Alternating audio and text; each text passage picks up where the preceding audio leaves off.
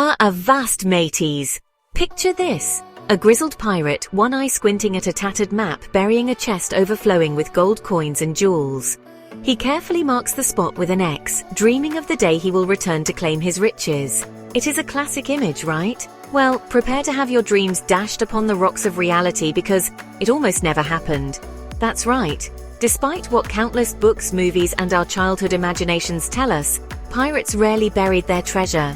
The life of a pirate was one of immediate gratification, not long-term investment strategies. Why bury something you could spend right away on grog, gambling, and other piratey delights? So if pirates were not burying their loot left and right, where did this enduring myth come from? Buckle up, buttercups, and let's set sail and explore the truth behind the legend.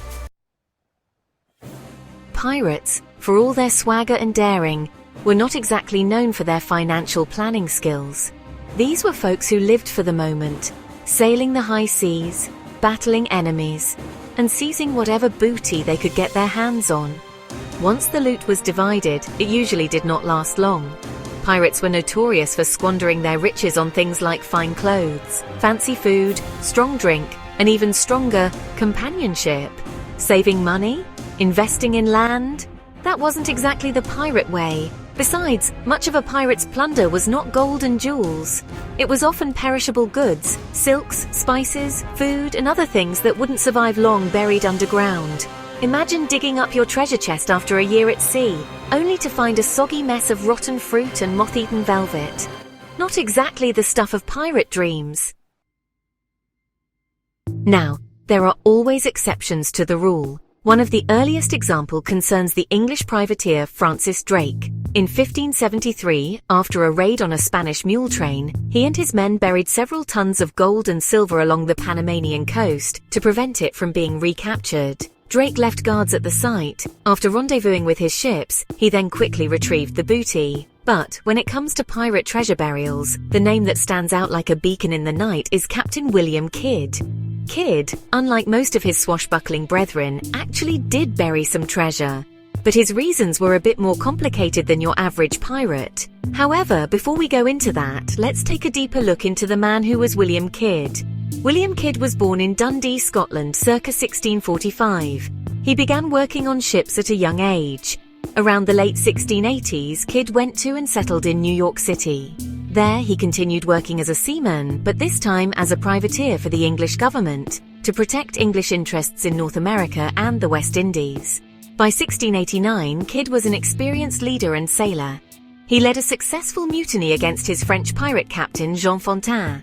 He renamed the ship to the Blessed William and sailed to the British colony of Nevis. The British governor tasked Kidd as a privateer to protect the island against the French, who the English were at war with at the time.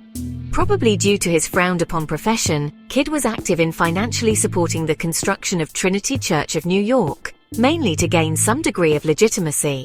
On the 16th of May 1691, Kidd married Sarah Bradley Cox Ort, a still young but wealthy widow.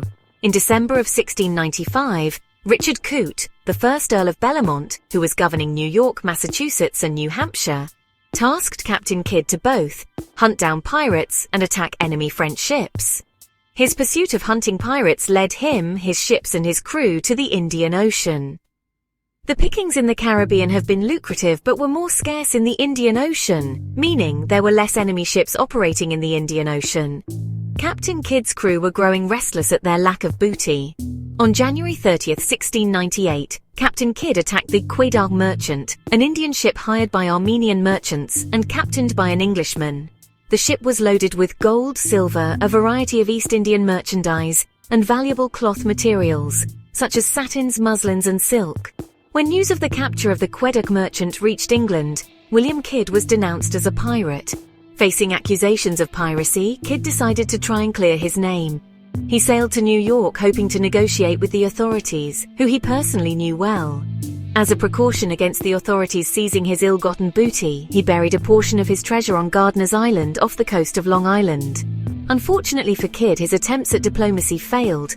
He was arrested, sent back to England, and eventually hanged in 1701. The buried treasure, however, was recovered, becoming one of the few documented cases of real pirate booty being unearthed.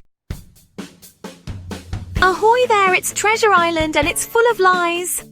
Well, not really. So if real pirates were not constantly burying their loot, why are we so obsessed with the idea? The answer, my friends, lies in the power of storytelling, specifically the story of Treasure Island. Published in 1883, Robert Louis Stevenson's adventure novel introduced the world to Long John Silver, Jim Hawkins, and a whole lot of buried treasure. It was a rip-roaring tale of adventure on the high seas, and it captured the imaginations of readers everywhere. Treasure Island cemented the image of the treasure map with an X marking the spot in our collective consciousness. It gave us the thrill of the hunt, the allure of hidden riches, and the enduring myth of the pirate who buries his fortune, hoping to one day return and claim it. The Golden Age, more like the Golden Age of spending your loot. The late 17th and early 18th centuries are often called the Golden Age of piracy. It was a time when pirates roamed the Caribbean, the Atlantic, and beyond, striking fear into the hearts of merchants and amassing legendary fortunes. Names like Blackbeard, Anne Bonny, and Mary Read still conjure images of daring raids, swashbuckling duels, and, of course, mountains of glittering treasure. But while these pirates undoubtedly acquired vast wealth during their careers, it is safe to say that most of it was quickly spent, gambled away, or used to fund their next adventure. The Golden Age of piracy might have been a lucrative time for those who lived outside the law, but it was a terrible time to be a financial planner for a pirate crew. So, you want to be a modern-day treasure hunter? While the chances of finding a genuine pirate hoard are about as slim as spotting a mermaid knitting a sweater on a passing ship, the allure of buried treasure hasn't faded. Today, treasure hunting is a real thing, but it looks a lot different than what you see in the movies. Forget rusty shovels and tattered maps.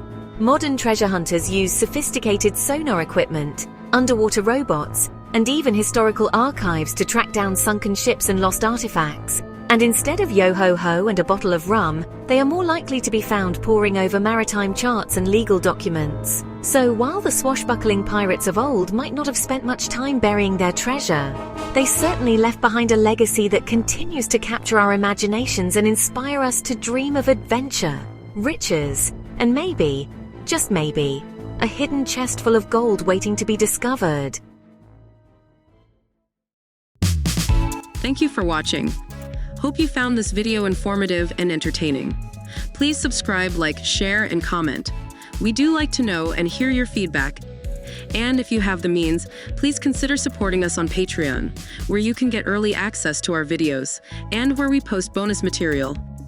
Till next time, this is Geeky Tidbits saying cheers and have a good day.